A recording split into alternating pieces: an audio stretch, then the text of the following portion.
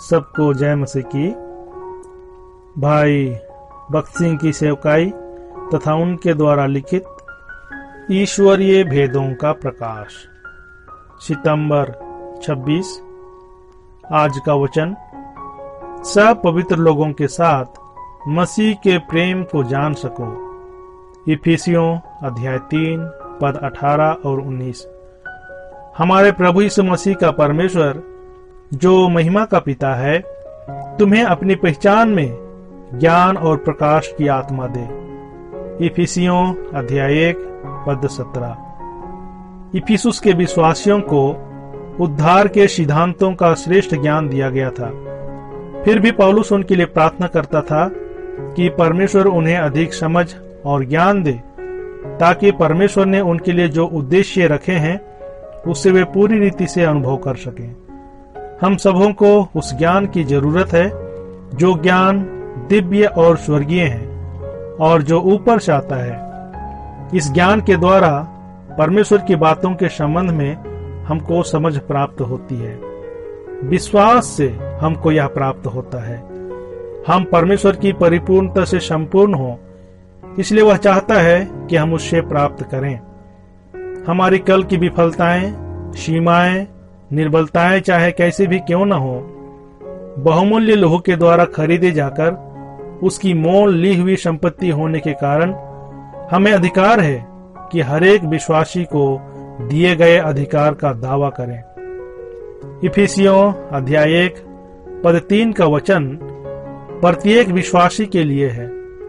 परमेश्वर की सेवा के लिए चुना गया प्रेरित पौलुस के जैसे थोड़े विश्वासियों के लिए ही नहीं। हमारा प्रेमी परमेश्वर चाहता है कि मसीह यीशु में स्वर्गीय स्थानों में रखी हुई सब प्रकार की आशीषें हर एक विश्वासी प्राप्त करें। हमें हमारे अधिकार को समझते हुए हमारे हिस्से का दावा करना पड़ेगा। हम उसके योग्य नहीं हैं, परंतु प्रेमी परमेश्वर अपना प्रेम हमारे ऊपर प्रकट करने के लिए यह दान देता है। इसीलिए ही इफिसियों अध्याय 3 पद 19 में पौलुस प्रार्थना करता है कि सर्वप्रथम वे परमेश्वर के प्रेम को जाने। व्यक्तिगत रीति से हम उसे समझ नहीं सकते। सालों तक परमेश्वर के वचन का ध्यान करें तो भी उनमें के भेदों को हम अपने आप समझ नहीं सकते। इफिसियों अध्याय 3 पद 17 से 19 में हमको एक रहस्य बताया गया है कि संतों की मदद के द्वारा ही हम परमेश्वर के प्रेम को समझ सकते हैं। उसका प्रेम मानवीय ज्ञान से परे है। हमें बारंबार इकट्ठे मिलने की जरूरत है।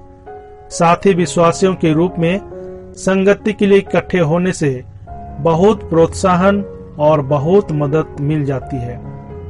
आप विश्वासी ऐसी संगति को अनुभव नहीं कर सकते। जिनको अनंत जीवन का अनुभव प्राप्त हुआ है, ऐसे लोग ही ऐसी संगति को अनुभव कर सकते हैं। पहला यूहन्ना पहला अध्याय पद 3। संगति का प्रारंभ प्रभु यीशु मसीह में और परमेश्वर पिता में होता है। व्यक्तिगत मनन के द्वारा और प्रभु की उपस्थिति में ठहरने के द्वारा हमको जो प्राप्त होता है उसे दूसरों के साथ बांटना चाहिए, नहीं तो हम बढ़ नहीं सकते। परमेश्वर की प्रजा होने के नाते प्रार्थना, आराधना, बाइबल अध्ययन और सेवा के लिए लोगों को एकत्र करने में कुछ तो त्याग करना पड़ेगा। ऐसी संगति के द्वारा मसीह के प्रेम को हम पूरी समझ के साथ जान सकेंगे और ऐसे प्रेम के द्वारा हम समझ सकेंगे कि परमेश्वर किस लिए हमको उसकी परिपूर्णता में भाग देना चाहता है। परमेश्वर का प्रेम ऐसा महान है कि उसके पास जो है वह सब हम पाएं, ऐसा वह चाहता है। प्रभु आपके साथ रहे और आपको आशीष दे।